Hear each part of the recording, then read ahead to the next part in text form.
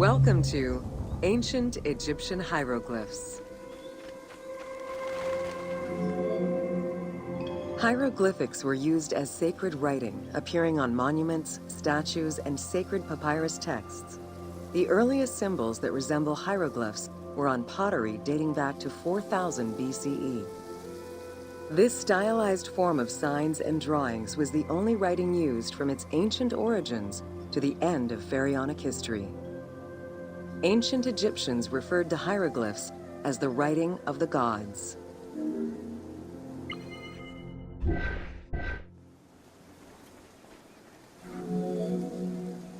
Considered a difficult language, it was intended for pharaohs, nobility, and priests, and meant to be used in ceremonies, within tombs, and for government records.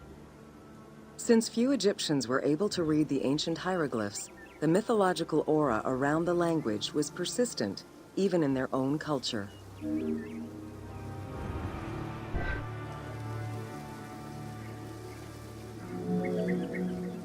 The structure of hieroglyphs offers insight into Egyptian culture, not just in what the translations say, but in the structure of the symbols themselves.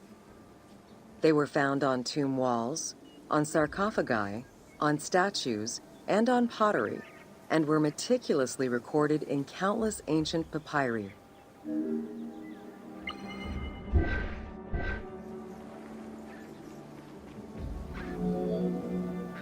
In many temples, priests would perform rituals and daily offerings. These were accompanied by hieroglyphs used as spells. In tomb paintings, the hieroglyphs are represented with formulas to recite. These spoken words were meant to be spells which would allow the deceased to benefit from the offerings for all eternity. Spells and offerings were also written for the living, to enhance medicines and cure illnesses.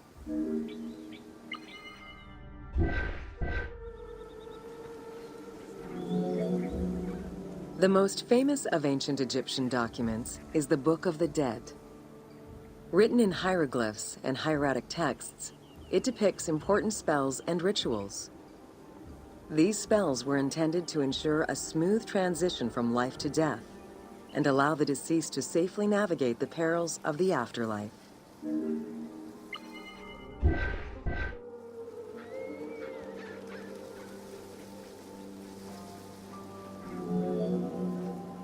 Even after it was deciphered, the reading of hieroglyphs remained difficult at times due to the many directions in which they can be read. Depending on the orientation of the signs, hieroglyphs can be read left to right, right to left, horizontally or vertically, though never bottom to top.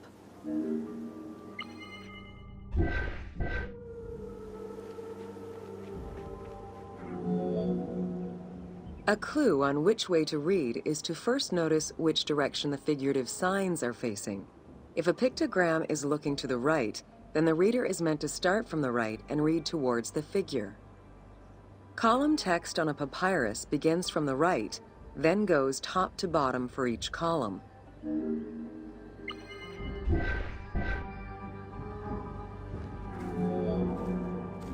Text written on tomb walls resembles the structure of a page from a comic book. The text can be placed in front, behind, or above the character, and its symbols look in the same direction as the character. Another clue is that the name of a god or hieroglyphs meaning gods or kings are always written before the descriptive text.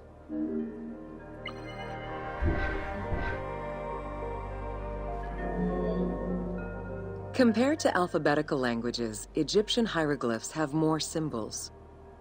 Confronted with the absence of vowels, the Egyptians invented a category of signs. When placed at the end of words, these signs help inform its meaning. For instance, a drawing of a lion will refer to a lion and also relate to the abstract concept of a lion as something dangerous or powerful.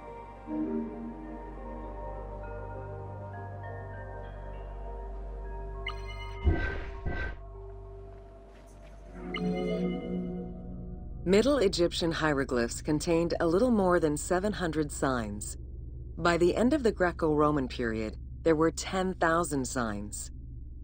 Egyptologist Sir Alan Gardner created a list classifying common hieroglyphic signs and their variants.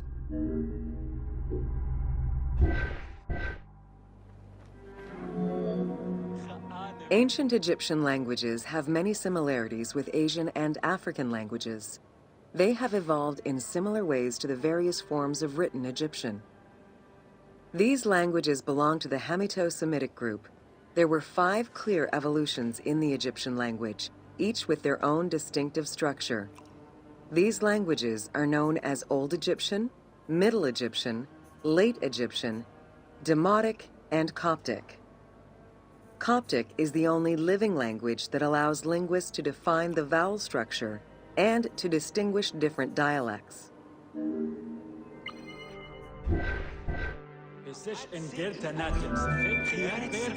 While hieroglyphs and hieratic script give us an idea as to how the ancient Egyptian language was structured and written, the way it was spoken is still up for debate. The team opted for English as the spoken language, with the characters using ancient Egyptian and Greek words and accents.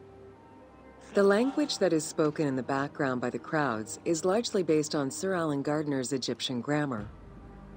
To help resurrect a dead language, we consulted Egyptologists and dialogue coaches to establish our target sound, and cast actors with Arabic, Hebraic, and African backgrounds to bring the game to life.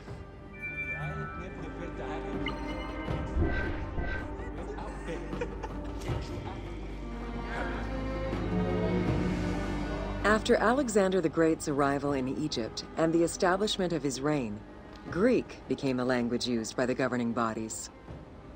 The inability to read hieroglyphs caused resentment among the Greek population. It's from this tension that the Rosetta Stone was created.